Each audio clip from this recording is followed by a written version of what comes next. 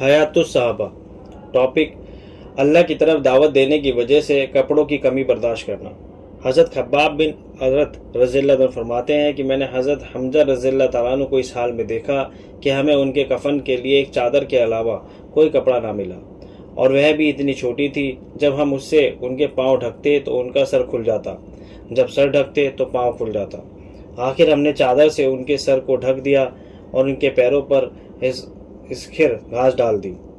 حضرت شفا بنت عبداللہ رضی اللہ عنہ فرماتے ہیں کہ میں ایک بار حضور صلی اللہ علیہ وسلم کی خدمت میں کچھ مانگنے کے لیے آئی تو آپ دینے سے معذرت کرنے لگے۔ آپ کے پاس کچھ تھا ہی نہیں اور میں تعلق کی وجہ سے آپ سے کچھ ناراض ہونے لگی۔ اتنے میں نماز کا وقت آیا۔ میں وہاں سے نکل کر اپنی بیٹی کے پاس گئی جو شرحبیل بن حسنہ رضی اللہ عنہ کے نکاح میں تھی۔ میں نے شرحبیل کے گھر کو گھر میں پایا۔ میں نے کہا، نماز کا وقت ہو گیا ہے، تم ابھی تک گھر میں ہو، اور میں اسے ملامت کرنے لگی۔ اس نے کہا، اے خالہ جان، آپ مجھے ملامت نہ کریں، میرے پاس ایک ہی کپڑا تھا جسے حضور صلی اللہ علیہ وسلم ادھار لے گئے۔ تو میں نے کہا، میرے ماں باپ آپ پر قربان ہو، میں آج آپ سے ناراض ہو رہی تھی، اور آپ کی یہ حالت کہ کپڑے بھی دوسرے سے مانگ کر پہنا ہوا ہے اور مجھے معلوم نہیں۔ پھر حضرت شرحبیل نے کہا، وہ بھی ایک ایسی قمیض تھی جس میں ہم نے پیوند لگا رکھا تھا۔ حضرت ابن عمر رضی اللہ عنہ فرماتے ہیں کہ ایک بار حضور صلی اللہ علیہ وسلم بیٹھے ہوئے تھے، آپ کے پاس حضرت ابوبکر صدیق رضی اللہ عنہ بھی تھے۔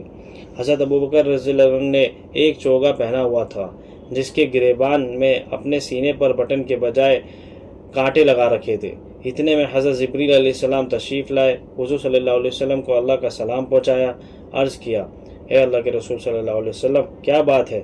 میں دیکھ رہا ہوں کہ حضرت ابوبکر نے چوگا پہن رکھا ہے جس کے گریبان میں بٹن کے بجائے کانٹے لگا رکھے ہیں۔ آپ نے فرمایا، اے جبریل، ابوبکر نے اپنا سارا مال مکے کی فتح میں پہلے ہی مجھ پر یعنی میرے دین پر خرچ کر دیا ہے، اب ان کے پاس اتنا بھی نہیں بچا کہ وہ بٹن لگا سکے۔ حضرت جبریل نے کہا، آپ ابوبکر کو اللہ کا سلام پہنچا دیں، ان سے فرمائیں کہ تمہارے رب تم سے پوچھ رہے ہیں کہ تم اپنے اس فقر میں مجھ سے راضی ہو یا ناراض۔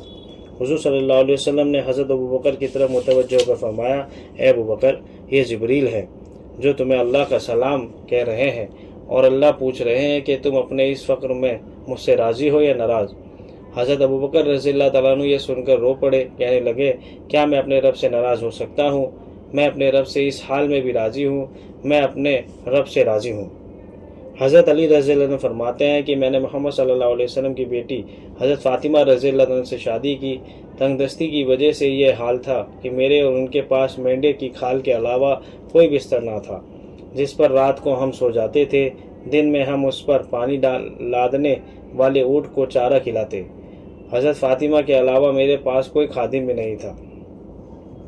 حضرت ابو بردہ رحمۃ اللہ علیہ فرماتے ہیں کہ مجھ سے میرے والد ابو موسیٰ اشعری رضی اللہ عنہ نے کہا، اگر تم ہمیں بارش ہونے کے بعد حضور صلی اللہ علیہ وسلم کے پاس دیکھتے تو ہمارے کپڑے کی بو بھیڑ جیسی لگتی، کیونکہ ہمارے اکثر کپڑے بھیڑ کے اون کے ہوتے تھے۔ ابن سعد اس حدیث کو حضرت ابو بردہ رضی رحمۃ اللہ علیہ کے اس طرح نقل کرتے ہیں کہ حضرت بردہ رحمۃ اللہ علیہ فرماتے ہیں، مجھ سے میرے باپ حضرت ابو موسیٰ رضی اللہ عنہ نے فرمایا، اے میرے بیٹے، اگر تم ہمیں بارش ہونے کے بعد حضور صلی اللہ علیہ وسلم کے ساتھ دیکھتے تو تم ہمارے اونی کپڑوں سے بھیڑ جیسی بو محسوس کرتے۔ اسی طرح طبرانی میں حضرت ابو موسیٰ اشعری سے یہ حدیث روایت ہے کہ اس میں آگے ایک مضمون یہ بھی ہے کہ ہمارے کپڑے اون کے ہوتے تھے اور کھانے کے لیے صرف 2 کالی چیزیں ہوتی تھیں، کھجور اور پانی۔ حضرت ابو ہریرہ رضی اللہ عنہ فرماتے ہیں کہ میں نے 70 اہل صفہ کو اس حال میں دیکھا کہ ان میں سے کسی کے پاس بھی بڑی چادر نہ تھی، یا تو لنگی تھی یا کمبل تھا، یا چھوٹی چادر تھی جسے انہوں نے اپنی گردن سے باندھ رکھا تھا۔ کسی کی لنگی آدھی پنڈلی تک ہوتی، کسی کے تخنے کے قریب تک۔ وہ لنگی کو ہاتھ سے پکڑ کر رکھتے تاکہ ان کا سطر نظر نہ آ جائے۔ حضرت واصلہ بن اسقع رضی اللہ عنہ فرماتے ہیں کہ اہل صفہ میں سے تھے، ہم میں سے کسی کے پاس بھی پورے کپڑے نہیں تھے، اور ہمارے جسموں پر میل اور غبار اتنا ہوتا تھا کہ جب ہمیں پسینہ آتا تھا تو سارے جسم پر میل اور غبار کی دھاریاں پڑ جاتی تھی۔ حضرت عائشہ رضی اللہ عنہ کی خدمت میں ایک آدمی آیا۔ حضرت عائشہ کے پاس ان کی ایک باندھی بیٹھی ہوئی تھی جس نے 5 درہم والی قمیض پہن رکھی تھی۔ حضرت عائشہ نے اس آدمی سے کہا ذرا میری اس باندی کی طرف نظر اٹھا کر دیکھو، یہ اس قمیض کو گھر میں بھی پہننے کے لیے راضی نہیں، حالانکہ حضور صلی اللہ علیہ وسلم کے زمانے میں میرے پاس ایسی ایک قمیض تھی جو مدینے میں جس عورت کو بھی شادی کے لیے سجایا جاتا تھا وہ آدمی بھیج کر مجھ سے یہ قمیض ادھار لیا کرتا تھا۔